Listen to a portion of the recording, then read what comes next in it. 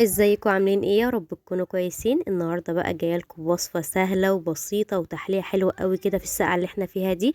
حاجه كده هتحبوها من اول مره ان شاء الله، ومش هتبطلوا ان انتوا تعملوها علشان حاجه بجد تستاهل. احنا النهارده بقى ان شاء الله هنعمل مع بعض المشبك السوري. حاجه كده في منتهى الجمال يا جماعه، للناس اللي بتحب الحلويات في الساقعه والكلام ده. بس اهم حاجه، اول مره تشوفيني انا اسمي نورة جمال، لايك وشير واشتراك في القناه، وما تنسيش تضغطي زر الجرس وتكتبوا لي كومنتات حلوه زي اللي انتوا بتكتبوها كتير. ونقول يلا بسم الله ونبدا الوصفه بتاعتنا. اول حاجه هنعمل الشربات بتاع المشبك بتاعنا. هحط 3 كوبايات من السكر، عليهم كوبايتين من الميه ايا كان، بس اهم حاجه تكون السكر زايد عن الميه، علشان احنا عايزين الشربات تخين شويه مش تخين قوي، علشان انا عايزاه متوسط. هقلب بقى السكر بعد ما حطيت الميه عليه، هفضل اقلب فيه كده شويه لحد ما يدوب حاجه بسيطه. وطبعا هرفعه على النار، واول ما ارفعه على النار ويغلي هحط عليه ليمونيه ورشه من الفانيليا. معايا بقى المكونات بتاعه المشبك. معايا 3 كوبايات من السميد يكون خشن، ومعايا كمان 3 معالق كبار من اللبن البودر، ومعايا 3 معالق من السكر الحبيبات العادي، ومعايا كوبايه دقيق. هي دي الكوبايه اللي انا معايره بيها نفس الدقيق السمولينا، كل حاجه بنفس الكوبايه دي. اول حاجه بقى كده بحط السومولينا دي السومولينا كده في طبق، وبعد كده بحط عليه الدقيق، وبعد كده بحط عليه اللبن البودر، وبعد كده بحط السكر ومعلقه نص معلقه خميره كبيره او معلقه صغيره بالظبط، ورشة فانيليا بسيطة. حبيتي تحط عليها فانيليا ماشي، ما حبيتيش برضو عادي، هي اختياري يعني مش اجباري ولا حاجة. هقلب بقى المكونات كلها كده بالشكل اللي انتوا شايفينه ده. طبعا هقلبه علشان كل حاجة تخلط كده في بعضها. وبعد كده طبعا هكون معايا كوبايتين مية من مية دافية. مش هحطهم كلهم، لا هنزل بكوباية الاول، وبعد كده هشوفها محتاجة تاني ولا لا، عشان ممكن ما تبقاش محتاجة تاني وانت تبقي حطيتي مية ياما يعني وكده وما تبقاش محتاجة. هقلبهم بقى كده كويس. بصوا هي بتبقى تقيلة، انا بقلبها مش بعجنها، بقلب المكونات مع المية بس، علشان انا عايزاها تقليبة بالشكل ده.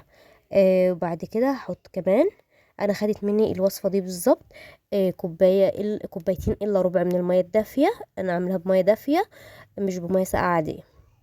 خدت مني بالظبط كوبايتين الا ربع. هقلبها هي بالشكل ده. هتعوز شويه صغيرين كمان. هحط يا دوبك، حطيت يعني يا دوبك بق كمان وخلاص، يعني كوبايتين الا ربع بالظبط خدتهم معايا. بفضل اقلب بقى فيها بالشكل اللي انتوا شايفينه ده لحد ما اوصل القوام اللي انا عايزاه. طبعا القوام اللي انا عايزاه هتشوفوا دلوقتي تكون سايله كده اهي بالشكل ده اهي. يعني كده لسه عايزه ابق معايا شويه صغيرين كمان. اهو حطيت نفس الكميه، يعني حاجه بسيطه خالص. آم، كده كملت معايا الكوبايتين الا ربع بتوعي. حطيتها بقى وقلبتها تقليبه كده كمان. اهو شوفوا بقت سايله مش ماسكه. احنا مش هنحط ميه، خلاص كفايه كده. هفضل اقلب بقى فيها شويه والم الجوانب كده بالشكل اللي انتوا شايفينه ده. وبعد كده خلاص انا هسيبها بقى تخمر لمدة، مش هسيبها تخمر، انا اسفة، مفيش خمر، احنا هنسيبها ترتاح العجينة بس ترتاح. هتكون شربت المية اللي فيها شوية. طبعا كل ما بتسيبيها بتشرب المية بتاعتها. انا سبتها نص ساعة ترتاح. طبعا ده الشربات انا حطيته في صينية خارجية تانية علشان يبرد براحته. بصوا يا جماعة، بعد ما بقت بعد نص ساعة بعد ما ارتاحت شربت المية اللي معانا اللي فيها زيادة. طبعا انت كل ما تسيبيها طبعا هتشرب المية وهتنشف اكتر، لا ما تسيبهاش اكتر من نص ساعة، عشان لو سبتيها اكتر هتمسك جامد ومش هتبقى كويسة، هتفرول منك. حطيتها بقى في كيس الحلواني، وطبعا بحطها بقى في الزيت. الزيت لازم يكون نار واطية، بس اهم حاجة الزيت يكون سخن، يعني بقى سخن كويس ان انت تحطي فيه حلويات تمسك على طول عشان ما تفكش منك. بلفها بقى باللفه البسيطه دي. طبعا هتلف منك بكل سهوله، مش هتاخد مجهود ولا اي حاجه. يعني انت بتلفيها بالكيس الحلواني على طول كده بالشكل ده، ما بتاخدش وقت خالص، ومنتهى السهوله بجد، سهله قوي وسلسه كده، هتحبيها يعني انت تعمليها كل شويه. طبعا يا جماعه معلومه علشان ما تحسبيهاش انها باظت منك ولا حاجه، انت لما بتحطيها في الزيت وبتحمريها بتبقى طريه جدا، مش هقولك بتبقى ماسكه نفسها ولا الكلام ده خالص، لا بتبقى طريه قوي، فما تقلقيش منها وتقولي العجينه بايظه ولا الكلام ده خالص. لا، العجينه هتبقى مظبوطه معاكي ان شاء الله. هي بتبقى اول ما بتطيب خالص وبتتحمر، بصوا يا جماعه، طريه طريه خالص اكنها عيش كده. طبعا بتطلعيها. طبعا الشربات معاكي لازم يكون خلاص سقع، يعني بقى في درجة حرارة اللي هي ساقعة مش سخنة، ما فيهاش سخونة خالص، علشان المشبك بتاعك ينشف ويبقى كويس. حطيه اول ما بتحطي تطلعيه من الزيت، هتطلعيه على طول على على الشربات بتاعك زي ما هتشوفي معايا دلوقتي.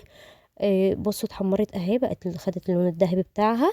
عايزه تغمقيها على فكره اكتر من كده برضو مفيش مشاكل، بتبقى طعمها حلو مش محروقه يعني ولا حاجه. الشربات معايا في الصينيه التانية اهي، بطلعها بصفيه على طول من الزيت واحطه. اول ما بتتحط كده بتمسك نفسها وبتبقى ناشفه زي الحجر، بتعجبك جدا. طبعا مش هتبقى ناشفه انها تاذي اسنانك ولا الكلام ده، لا هتبقى ناشفه اللي هي دي الحلويات اللي انا شايفاها، ان انا شايفاها قدامي كده ناشفه، لكن هي في الزيت بتبقى طريه، ودي حاجه بتبقى عاديه يعني خالص، فما تقلقيش منها.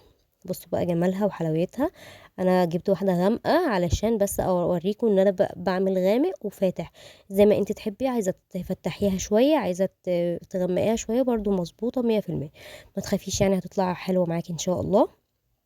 وكان طعمها يا جماعه فظيع فظيع بجد، حاجه كده في منتهى الجمال. طبعا بقى عايزاكم تجربوها وتقولوا لي ايه رايكم. كده بقى الفيديو بتاعي يكون خلص. ما تنسونيش بقى في اللايك والاشتراك في القناه، وما تنسيش تضغطي زر الجرس وتكتبوا لي كومنتات حلوه كتير زي اللي انتوا بتكتبوها.